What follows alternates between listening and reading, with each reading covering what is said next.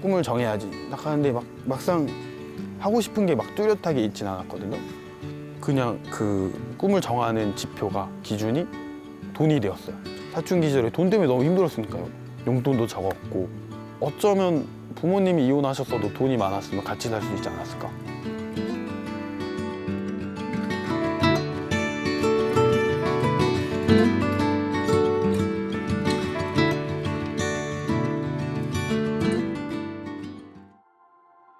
성적이 되는 선에서 가장 좋은 특성화고등학교에 진학을 했어요. 첫 번째로 시험을 봤을 때 전교 10등이었어요. 그래서 내가 하는 만큼 다시 보여줄 수 있겠다. 게임만 하던 저한테도 약간 가능성이 있다는 것을 한번 확인을 했고요. 실제로 그런 시간을 보냈어요. 성적 관리도 중요하게 생각했고 또 다른 대외 활동이나 자격증 취득에도 많은 노력을 기울였거든요. 노력한 만큼 성과를 얻었던 시기라고 생각해요. 그러다가 한 선생님이 그 전국 포트폴리오 대회를 추천해 주셨거든요. 제가 겪어왔던 성장 과정과 기업에 취직하기 위해 준비했던 노력들이 뭔가 스토리텔링으로 어우러져서 누군가의 마음을 움직일 수 있을 것 같다라는 말씀을 해주셨거든요. 또 실제로 제가 준비하는 과정을 거치면서 제가 어렸을 때 느꼈던 감정들과도 마주하고 그리고 고등학생 때 노력했던 것들을 한 번 더 보면서 그 포트폴리오들이 약간의 저의 자산이자 약간 자존감이 되어줬던 것 같아요. 그러니까 이만큼 했으니까 그 이상의 것도 해낼 수 있을 것 같다라는 느낌을 받았고 그 포트폴리오 대회에서도 그 내용들을 다 풀어냈어요. 심사위원분들한테. 다음 주에 은상을 수상했다고 연락이 오더라고요. 그때부터 자신감이 생겼고 나의 삶의 오점이라고 느꼈던 그 아동양육 시설에서 생활한다는 사실이 그 현실이 좀 다르게 보이기 시작했던 것 같아요. 어쩌면 내가 고생하고 조금 마음속으로 무너지기도 하고 그랬던 부분들이 그러니까 지금의 내가 있기까지의 엄청난 노력을 했구나라고 증명해주는 약간 훈장처럼 느껴졌던 것 같아요.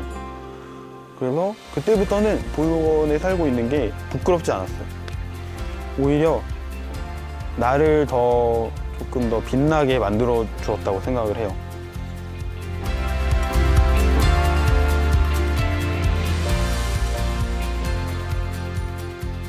퇴소를 앞둔 그 졸업식 날 며칠 전에서부터 별 생각이 없었어요. 그냥 내가 소득 활동을 하니까 나는 이제 어른이다. 어른이 되었다.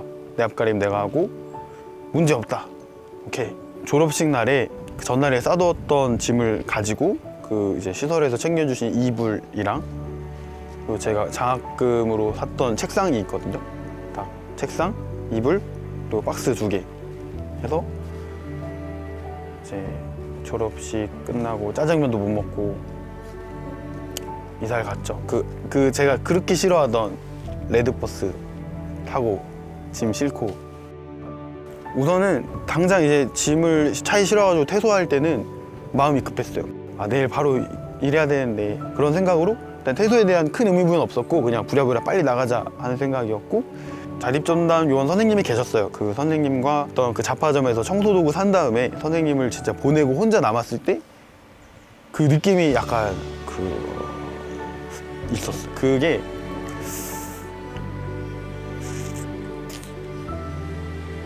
뭔가 경험해보지 못한 적막함이라고 할까요? 그러니까 내가 생활하던 공간은 항상 학교나 시설 아니었는데 내가 어느 순간에 혼자였던 적은 거의 없는 것 같거든요. 이제 동생들 째잘거리는 소리 있잖아요, 밤에. 그때 당시에는 시끄러웠던 소음이었는데 이제는 없어서 약간 허전한 존재가 된 거예요. 뭐 이런 생각 저런 생각 밤새 약간 공허함을 느끼다가 그냥 밤을 새고 출근을 했어요.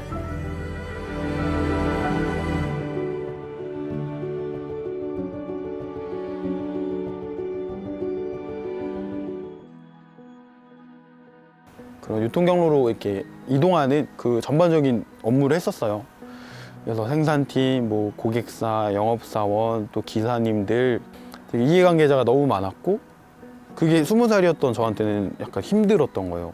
나이가 어리다고 약간 기사님들이 뭐 무시하는 경우도 있었어요. 약간 진짜 매일 긴장 상태였고 또 12시간 2교대로 했었어가지고 그래서 몸도 힘들고 마음도 힘든 상태로 직장 생활을 했어요.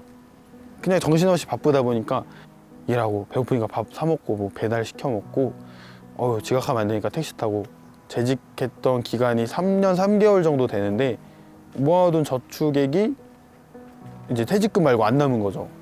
그런 씀씀이로 3년을 사니까. 근데 그 필요했던 순간 같아요. 그렇게 뭔가 물론 더 이상적인 모습이 있었겠지만 한번 그렇게 털고 나니까 좀 정신을 조금 차리게 되더라고요. 그런 루틴으로 1년을 이렇게 정신없이 보내요. 자립 1년 차가 지나고 2년 차가 됐을 때부터 제가 이제 놓치고 있던 것들을 하나씩 잡기 시작했거든요. 그중 하나가 그 제 친동생.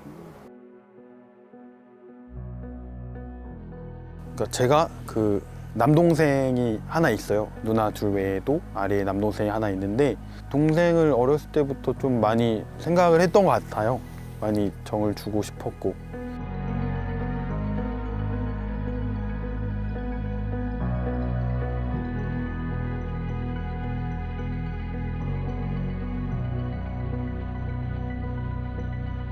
동생은 시설 안에서든 학교에서든 방황을 했었고 결국에는 중도퇴소를 하게 됐어요. 그 이른 나이에 사회에 나가가지고 약간 비행 청소년 형태로 여러 쉼터도 오가고 또 그 과정에서 막 사건 사고가 많았었나 봐요. 너무 오랜만에 봤는데 모습이 달라진 거예요. 인상, 목소리, 누가 봐도 조금 여러 곳을 돌아다니면서 전전했던 모습이 너무 드러나 보이는 거예요. 되게 착잡했어요. 내가 그동안 놓치고 있던 것 중에 하나가 동생의 생활이라고 생각이 들었고 이제 LH 집을 구하고 나서부터는 이제 같이 살았죠. 그래서 같이 생활하는 동안에도 사건 사고가 참 많았던 것 같아요.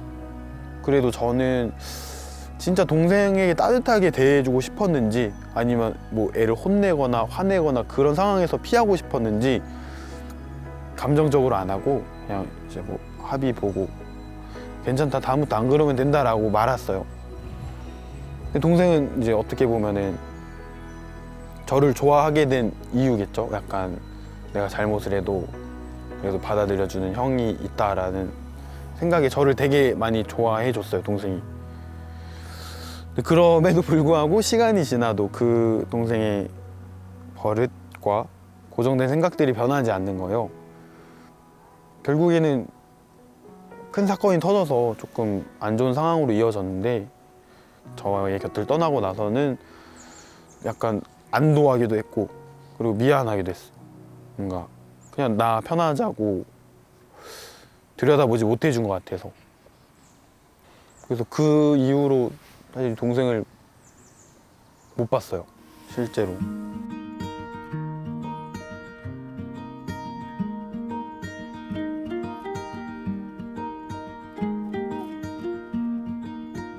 그렇게 한 달, 두 달이 지나고 나서야 뒤늦게 동생이 약간 전한 편지를 보게 된 거예요. 이렇게 쌓여져 있는 걸.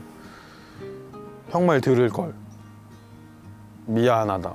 근데 나를 이제 신경 쓰지 말고 형 뭐 대학 졸업 잘하고 열심히 살았으면 좋겠다. 그런 얘기들이 있었어요. 시간이 지날수록 찾아가기 어려워져요.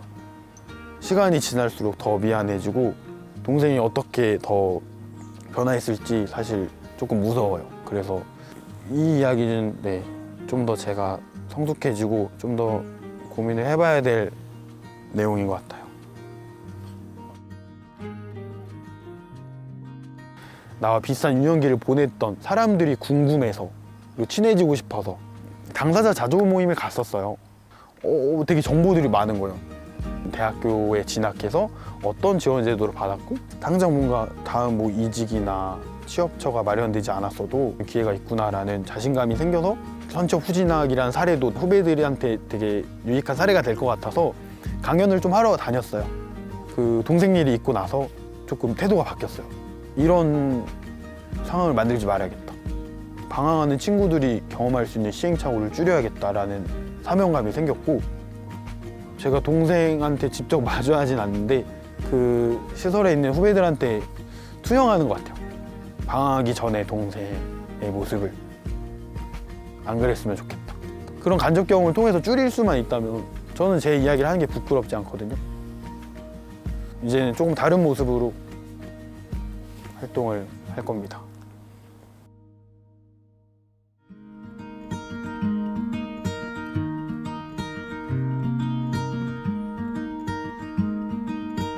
자리의 끝은 제가 생각했을 때 결혼일 것 같다. 결혼은 함께 선택하고 함께 책임지잖아요. 그 단계까지 얼른 가고 싶다는 생각을 해요. 왜냐면 제가 뭐 직장 생활이나 뭔가에 역량을 키우는 데는 자신이 있거든요. 열심히 공부하고 열심히 시도하면 되니까. 근데 주기적으로 찾아오는 이 감정 기복이나 불안함, 뭔가 혼자이기 때문에 불안한 상황들이 있어요. 가족이라는 되게 유대관계를 빨리 만들고 싶어요. 그 16년 동안 보육원에 살았던 그 가족, 그거를 공백기라고 말하고 싶거든요. 그래서 제가 주체적으로 가족을 꾸리는 게 진짜 목표인 것 같아요.